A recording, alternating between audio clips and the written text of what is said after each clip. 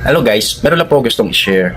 Isa po sa ating mga viewers ang meron pong question na dapat po nating pagtuunan ng pansin. Ang sabi niya po dito, sinong Diyos ang nagmamay-ari at nagtayo ng iglesia ayon sa Mateo 16:18? Pakisagot po ng malinaw. So, sagutin po natin ito ng maayos para po maging malinaw sino po yung Diyos na nagtayo ng iglesia batay po sa Mateo 16 talatang 18. Sa tuwirang sagot po, ang Diyos Ama ang nagtayo po ng iglesia sa pamamagitan ng ating Panginoong Hesukristo.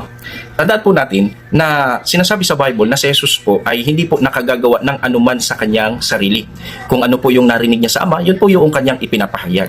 Kaya nung sinabi niyang itatayo ko ang aking iglesia, kinakatawanan lamang ni Kristo bilang sugo ng Diyos, yun pong gawain ng Diyos Ama. So dahil ito po ay pagtatayo ng iglesia, ito po ay pagtatayo mismo ng Diyos sa pamamagitan ng Panginoong Hesukristo. May 3 punto po ako na gustong ibahagi dito po sa talatang ito na atin pong pinag-aaralan. Para mas lalo nyo pong magets bakit po naniniwala ang Church of God Sanctified Apostolic na Church of God ang pangalan ng tunay na iglesia at ito po ay itinatag ng Diyos sa pamamagitan ng Panginoong Hesukristo. Unang-unang punto po dyan ay sapagkat yun pong nakalagay sa Mateo 16:18. Ito po ay hindi actual mismo na pagtatayo ng iglesia. Ito po ay pagpapahayag lamang in the future na magaganap. Ito nga po yung pagtatatag ng iglesia ng Diyos. Ibig sabihin, nung sinabi ni Kristo sa Mateo 16:18, at sa ibabaw ng batong ito, itatayo ko ang aking iglesia. Hindi pa po natayo yung iglesia ng time na yon nung sinabi ni Kristo. Kasi ang sabi niya, itatayo. Ibig sabihin, future pa, I will build my church. Hindi niya sinabing, I build my church. Hindi ho ganon.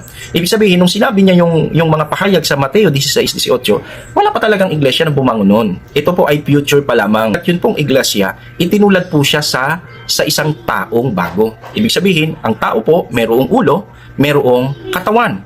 So, ibig sabihin, yun pong Mateo 16:18, hindi pa po ito aktual na pagbangon ng iglesia, kundi nagpahayag lamang sa hinaharap ang ating Panginoong Sukristo na sa hinaharap na panahon, babangon po ang iglesia ng Diyos. Ikalawang punto, ang bato po na pinagtayuan sa iglesia ay hindi po si Apostol Pedro, kundi ang ating Panginoong Hesukristo. Marami kasing nagsasabi na ang bato daw na pinagtayuan sa ibabaw nito o ng iglesia ay si Apostol Pedro. Para ma-connect nila yung kanilang papa sa Roma, ang ginawa nilang Pope, first Pope si Apostol Pedro. Dahil sa ibabaw daw ng bato o ni Pedro itinayo ang simbahan at dahil si Pedro di umano yung first Pope nila, meaning to say, sila yung tunay na iglesia. Pero ang totoo maling interpretation po yun eh. Sa Bible po, para malaman natin kung sino yung bato, hayaan natin yung Bible ang magpaliwanag. Sapagkat mababasa natin sa 1 Kapitulo 5, talatang 39 na kung sasaliksikin lamang natin yung kasulatan, masusumpungan talaga natin ang buhay. Sapagkat ang kasulatan ang nagpapahayag ng katotohanan mula sa Diyos. So kung babasahin natin yung Bible, halimbawa po sa Isaiah 28 talatang 16, ganito po yung ating mababasa. Kaya't ganito ang sabi ng Panginoong Diyos, narito, aking inilagay sa Sion na pinakapatibayan ang isang bato. Isang batong subok.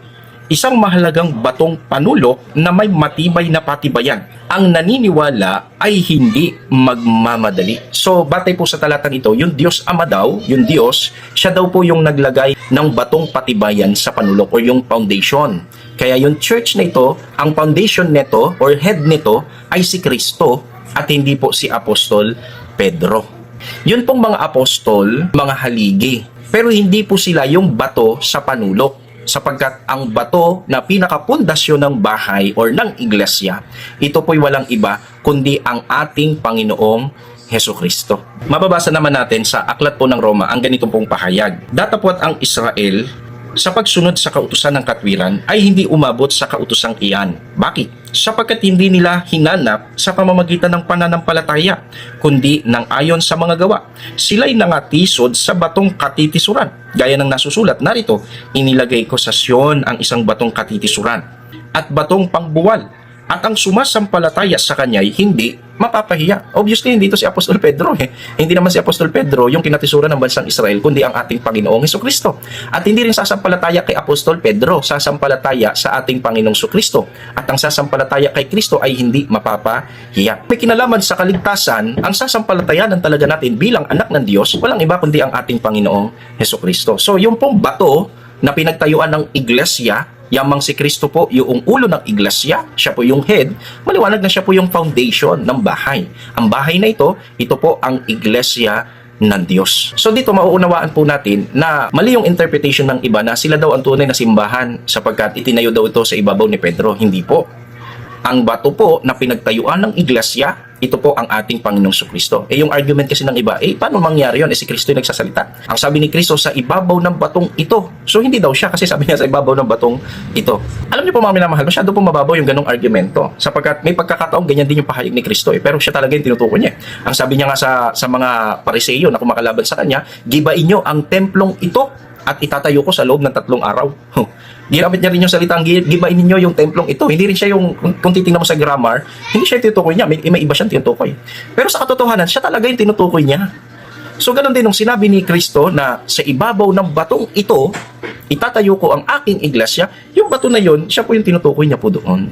So, maliwanag po, hindi po si Pedro, si Apostol Pedro, ang bato na pinagtayuan ng iglesia, kundi ang ating Panginoong Hesukristo. Ikatlo at huli, yun pong mga pananalita or itinuturo ni Kristo, hindi po ito mula sa kanyang sarili. Ito po ay pahayag mismo ng Diyos. Si Kristo po ay spokesperson lamang ng nag-iisang tunay na Diyos. Kaya nung sinabi ni Kristong itatayo ko ang aking iglesia, ito po ay pananalita mismo ng Diyos at bilang si Kristo ay spokesperson, pinapahayag niya yung kung ano man yung salita ng Diyos. So, nung sinabi ni Kristo na itatayo ko ang aking iglesia, salita talaga ng Diyos yun. Ang Diyos talaga ang nagpapahayag noon sa pamamagitan ni Kristo. Kaya nga po kami ay sumasampalataya na ang iglesia ng Diyos ay itinayo ng Diyos sa pamamagitan ni Kristo. Sapagkat ang sabi ni Kristo, yun daw mga salita na kanyang sinasalita ay hindi sa kanya, kundi sa Diyos na nagsugo sa kanya. Kagaya rin po ni Moises. Si Moises ay ginawang Diyos kay Paraon. Hindi naman ibig sabihin talagang naging Diyos si Moises sa sentidong tunay na Diyos, kundi tagapagpahayag kasi si Moises ng Diyos.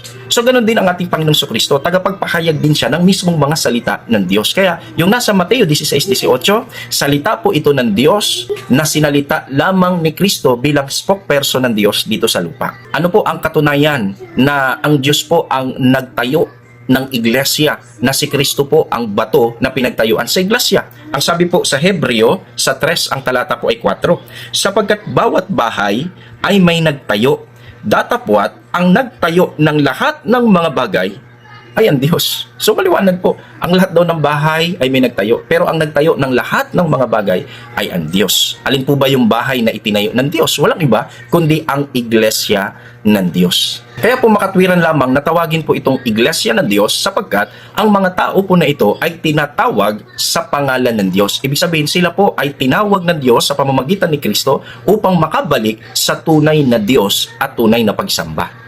Alin po yung iglesia na itinatag o itinayo ng Panginoong Jesucristo? Napakaraming iglesia ngayon sa sanlibutan na nakarehistro at umiiral sa mundong ito.